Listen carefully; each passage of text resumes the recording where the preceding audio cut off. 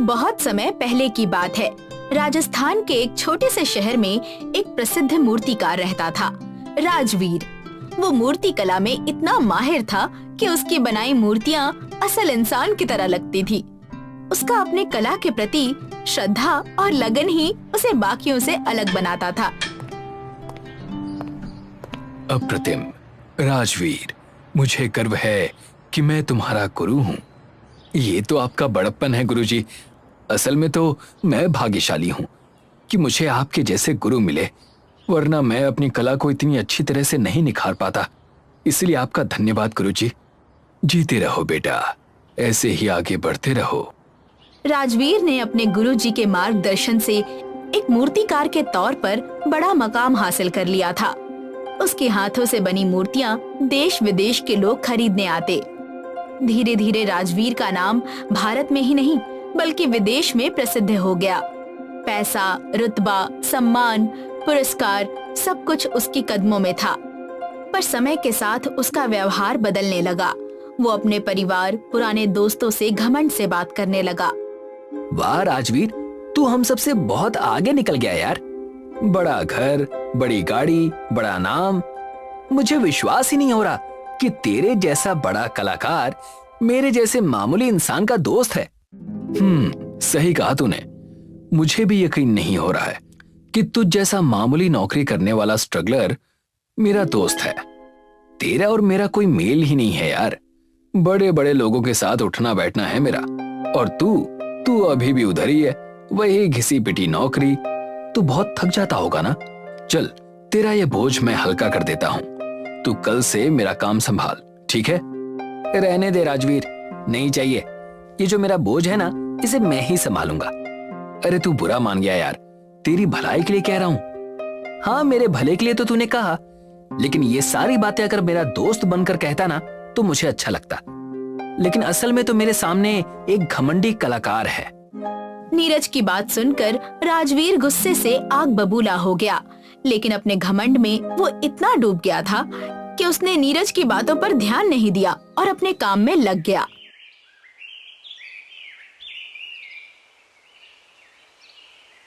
एक दिन राजवीर एक अनोखे खोज पर निकला। वो एक पुरानी पहाड़ी वाले इलाके में गया। वहाँ उसे एक नीले रंग का केले का पेड़ दिखा। उसे देखकर राजवीर चौंक गया। उसने सोचा, क्यों ना इस बार इस अनोखे नीले केले के पत्तों से मूर्ति बनाई जाए। राजवीर ने उस पेड़ को काटना शुरू कर दिया, लेकिन उसे काटते वक्त उससे कुछ अजीब सी आवाजें सुनाई देने लगी, मानो वो पेड़ रो रहा हो।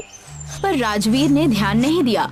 वो पेड़ को काटकर अपनी कार्यशाला में ले आया और तय किया कि इससे वो अपनी अब तक की सबसे बड़ी और भव्य मूर्ति बनाएगा और पूरी दुनिया महान हो जाएगी।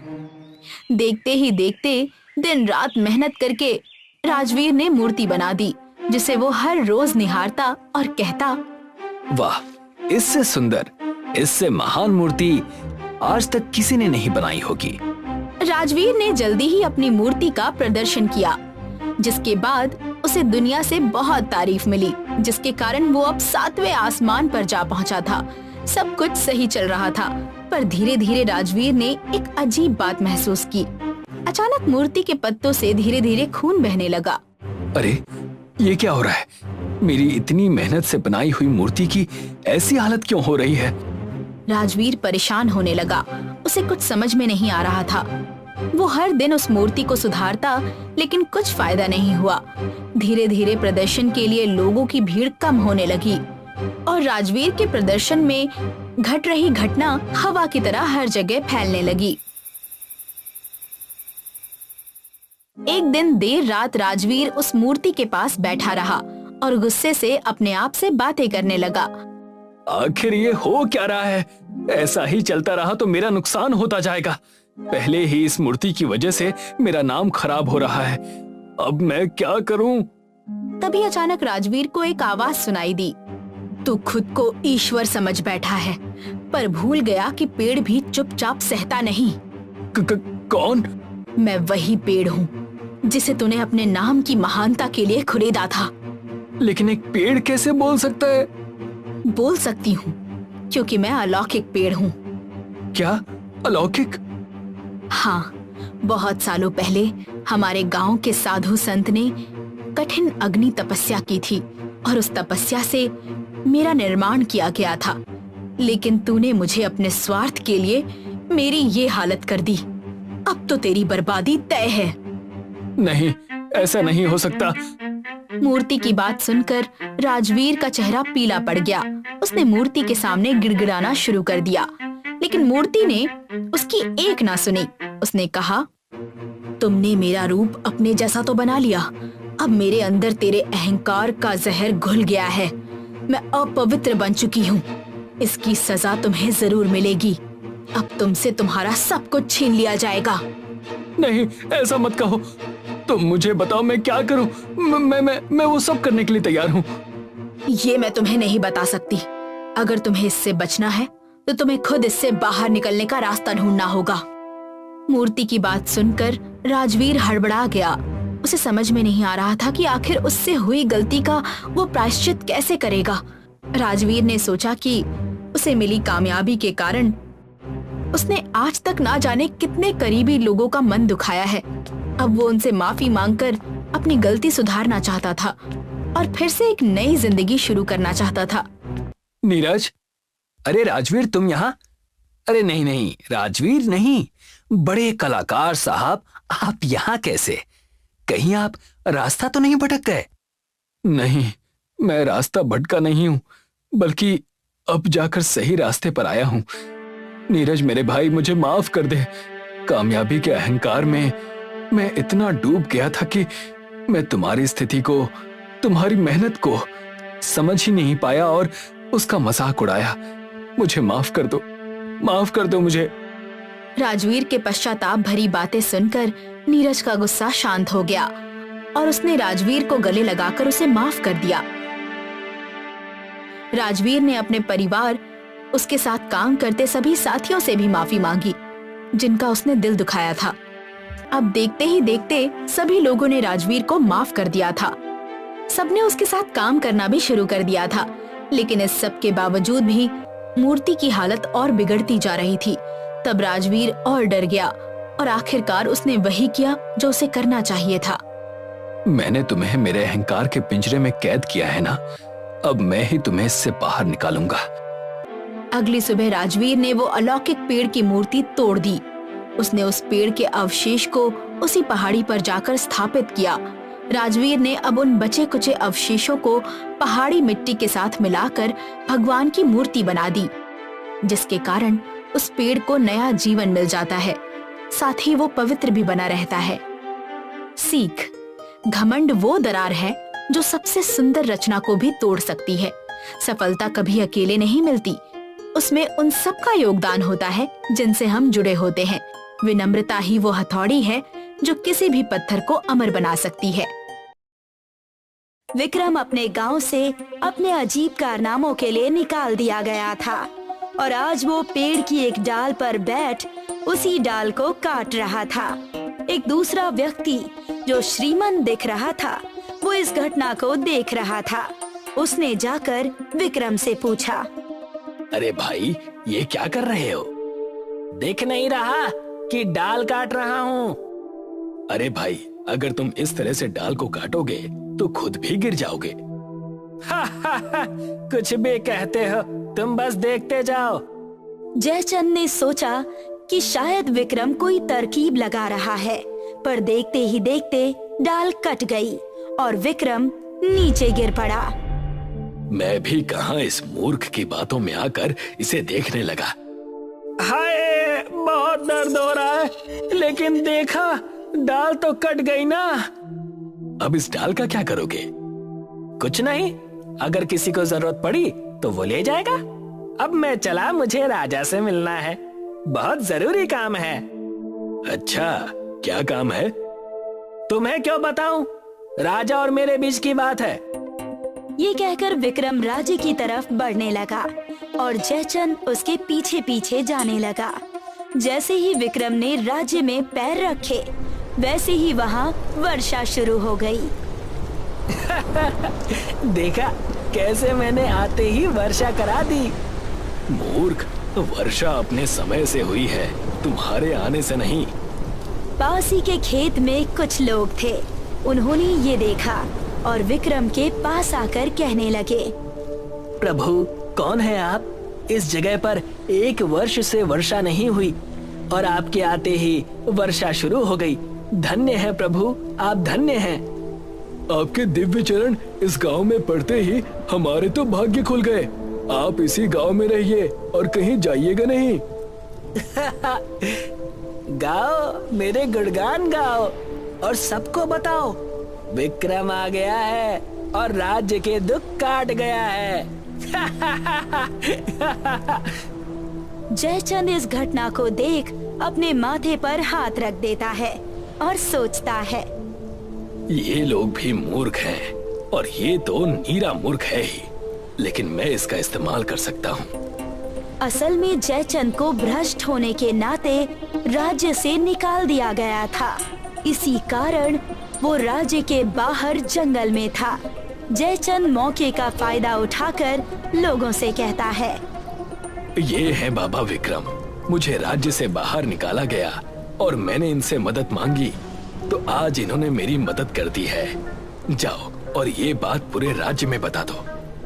अरे पर बारिश तो मैंने कराई, तुमने मदद कब मांगी मुझसे? बाबा विक्रम कहना चाह रहे हैं कि यदि कोई मदद ना मांगता तब भी वो तुम सबकी मदद जरूर करते। बहुत उदार है बाबा। बाबा विक्रम की सदा जय हो। चलो महाराज को ये खबर सुनाई जाए।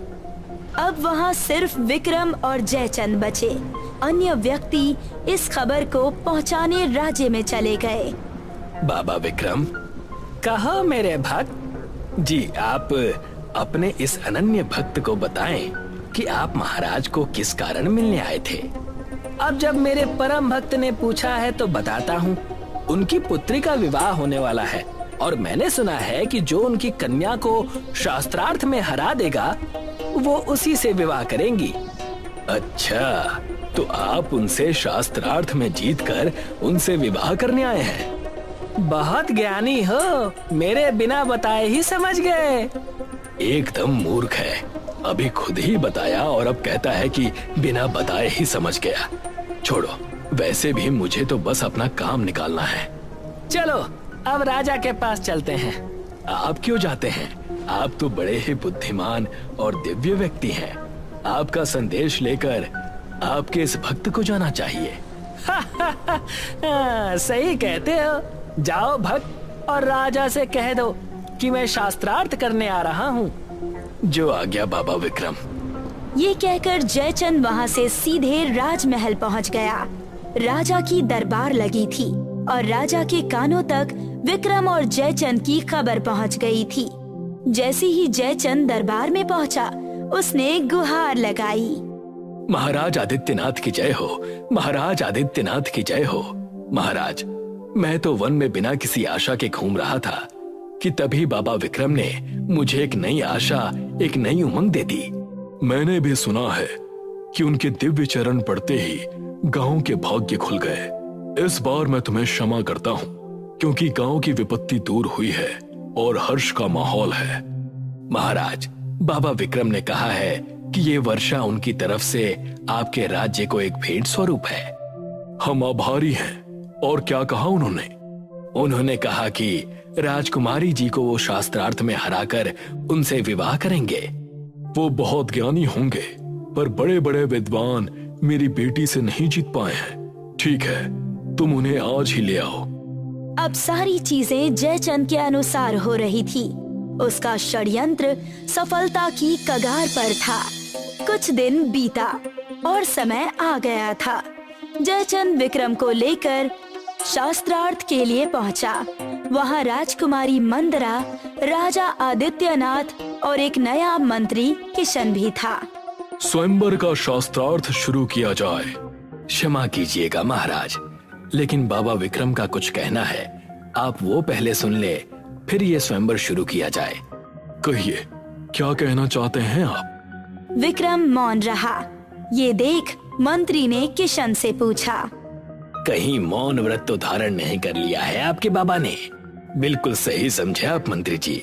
आज बाबा का मौन व्रत है, इसीलिए वो बिना बोले यानी मौन होकर सिर्फ इशारों में शास्त्रार्थ करेंगे। बाकी अगर राजकुमारी चाहें तो वो आम तरीके से कर ले। आप किसी भी तरह से शास्त्रार्थ करें, हमें कोई दिक्कत नहीं। और जिस ढोंगी को यहाँ लाकर बिठाया है, उन्हें जैसे शास्त्रार्थ करना है वैसे करने दीजिए। ये सुनकर विक्रम के चेहरे के रंग उड़ गए और उसे काफी गुस्सा आया। उसने अपनी आंखें गुस्से में बड़ी कर ली और मुंह फुला लिया। बाबा विक्रम बहुत गुस्से में हैं। आप ढोंगी ना कहें, वरना वो वर्षा का भेंट वापस ले लेंगे और इस राज्य में कभी बरसात नहीं होगी। विक्रम तेजी से सिर हिलाता है। पुत्री, अपने शब्द वापस ले लो। लोगों की आस्था इस समस्या से जुड़ी हुई है और अगर इन्होंने वर्षा बंद कर दी तो बड़ी परेशानी हो जाएगी। ठीक है पिताजी, क्षमा कीजिएगा।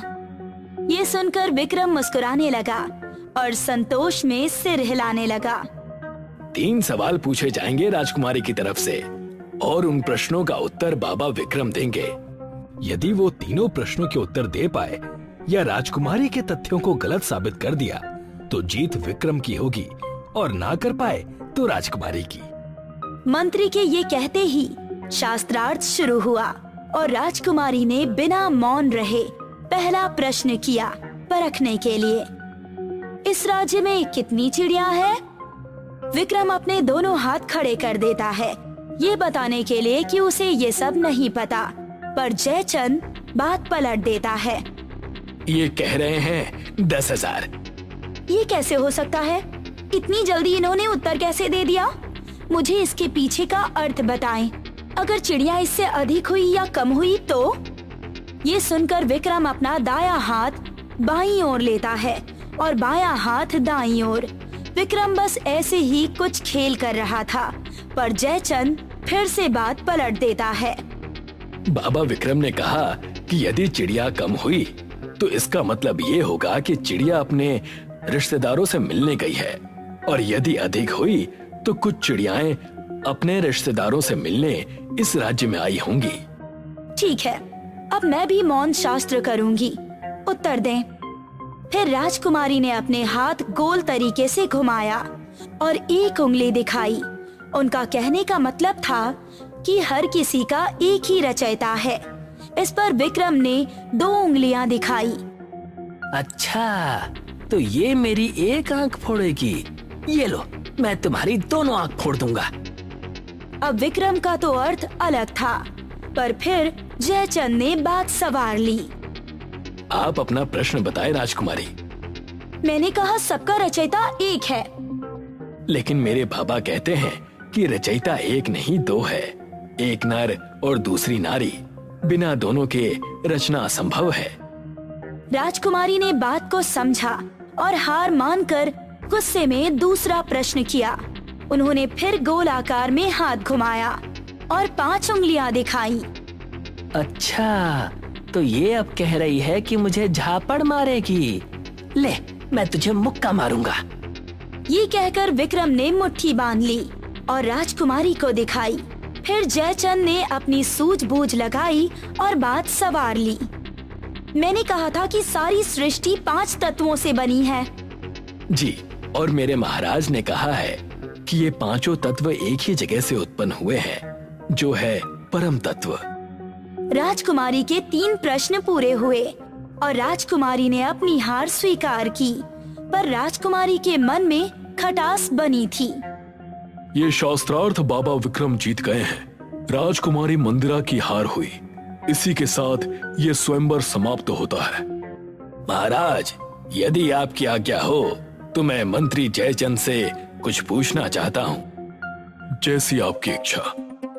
पूर्व मंत्री जी, ये आपके बाबा का मौन व्रत कब तक चलेगा?